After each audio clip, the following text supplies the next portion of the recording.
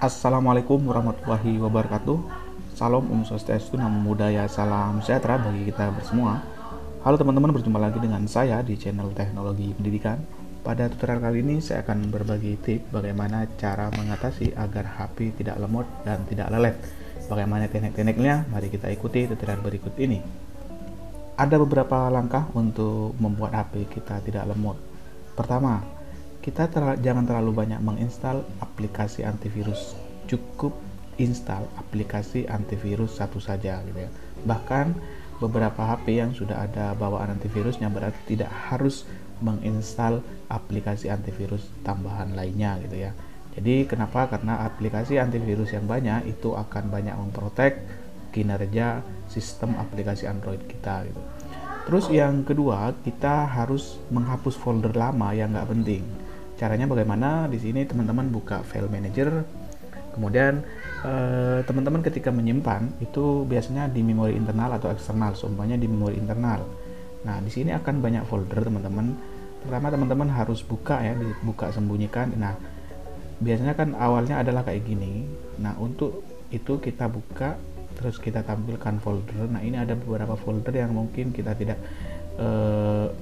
dibutuhkan, kita hapus aja teman-teman. Seumpamanya di sini adalah download gitu ya, surat perpanjangan akreditasi, surat penetapan kelulusan gitu ya. Jadi kalau file download kita sudah nggak dibutuhkan dan sudah disimpan di file laptop, maka kita hapus aja.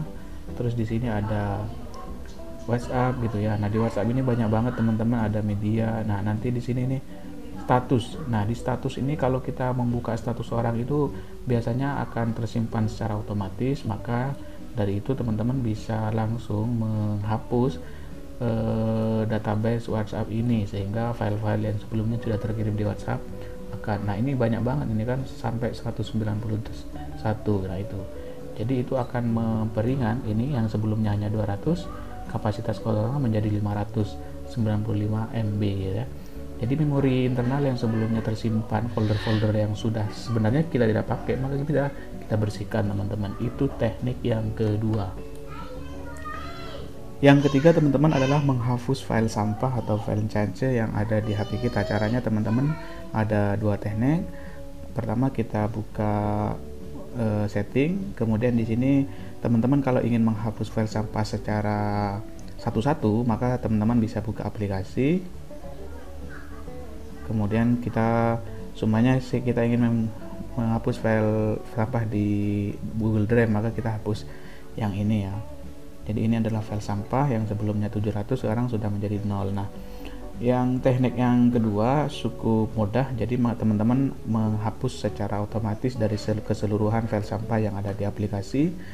Caranya teman-teman diklik ini penyimpanan ya.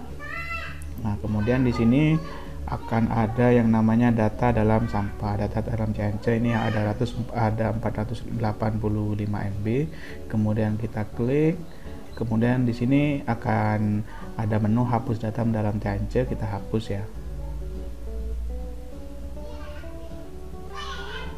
Nah, itu secara keseluruhan sudah terhapus teman-teman. Coba kita klik memori kita ya. Tadi kan ada 700. Oke, sekarang sudah 1 GB teman-teman. Jadi yang dulu 500 dan 700 sekarang sudah 1 GB karena file sampah yang ada di CC itu ada sekitar 400 ya. Jadi ini nanti akan memperingan penyimpanan memori telepon internal kita sehingga Android kita akan bekerja lebih efektif. Itu yang kelima adalah mengaktifkan fitur autofill.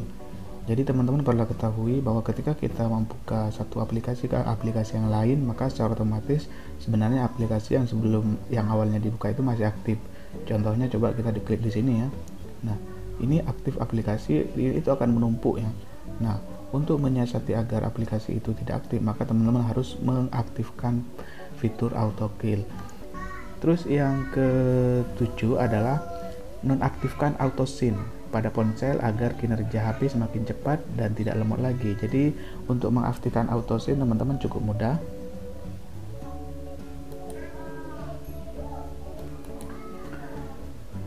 Caranya teman-teman pergi ke setting ya. Setelah itu cari tulisan akun atau akunnya, kemudian klik kita. Setelah itu teman-teman klik kanan di bawah pojok kiri. Nah, di sini ada menu sinkronisasi data secara otomatis. Nah, untuk menonaktifkan, yakni adalah kita klik agar data tidak tersinkron secara otomatis. Di sini sudah langsung nonaktifkan sinkronisasi dan otomatis. Kalian akan menghemat penggunaan baterai dan data. Tapi Anda perlu menyinkronkan setiap akun Samlar untuk mengumpulkan informasi terkini. Jadi Anda juga tidak menerima notifikasi ketika ada pembaruan. Jadi seumpamanya ada email masuk gitu ya, kita tidak secara otomatis mendapat notifikasi ketika kita menonaktifkan sinkronisasi. Begitu juga ketika ada update status di Facebook. Jadi semuanya tidak serba otomatis. Kita hanya bisa mengklik kemudian di scroll ke bawah untuk bisa mengupdate hal-hal terbaru. Itu kelemahan ketika kita mengaktifkan sinkronisasi, nonaktifkan sinkronisasi. Tapi kelebihannya memang HP kita tidak lemot, Android kita tidak lemot, teman-teman. Langkah yang ke-8 adalah selalu mengupdate software, teman-teman. Kenapa teman-teman harus selalu mengupdate software? Karena setiap aplikasi itu kadang mengalami trouble, dan ketika trouble tentu pihak aplikator akan selalu memperbaharui untuk menjaga kenyamanan setiap pemakai. Caranya cukup mudah, teman-teman. Pergi ke Play Store, kemudian klik pojok kiri atas, kemudian di sini ada aplikasi saya, klik yang install atau yang update. Nah, di sini sudah ada update semua. Jadi nanti akan secara otomatis terupdate semua. Jadi ini cukup membantu kalau memang ada kerusakan atau error di aplikasi yang teman-teman pakai gitu ya. Kemudian yang selanjutnya yakni yang 9, teman-teman mendisable aplikasi yang tidak terpakai. Jadi tentu teman-teman ada begitu banyak aplikasi yang ada di Android teman-teman, tapi tidak semua aplikasi itu dipakai. Seumpamanya kayak di sini saya ada WeChat, ada ShareIt, terus ada Skype dan tool-tool lainnya yang semuanya itu sebenarnya kadang saya jarang pakai. Tapi untuk menghapus, kalau itu aplikasi bawaan maka nggak bisa dihapus, tapi teman-teman bisa mendisable. Semuanya tekniknya teman-teman pergi ke pengaturannya, kemudian setelah itu klik aplikasi. Nah, di sini ada beberapa aplikasi teman-teman yang mungkin perlu teman-teman mendisable. Nah, di sini teman-teman bisa paksa berhenti ya. Oke.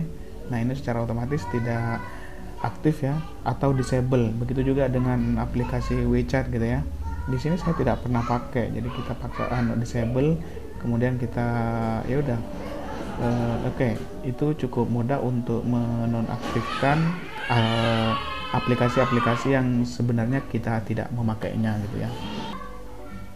Oke, itu aja untuk tutorial kali ini. Semoga bermanfaat. Jangan lupa like, subscribe, dan share. Sampai jumpa di tutorial berikutnya. Assalamualaikum warahmatullahi wabarakatuh.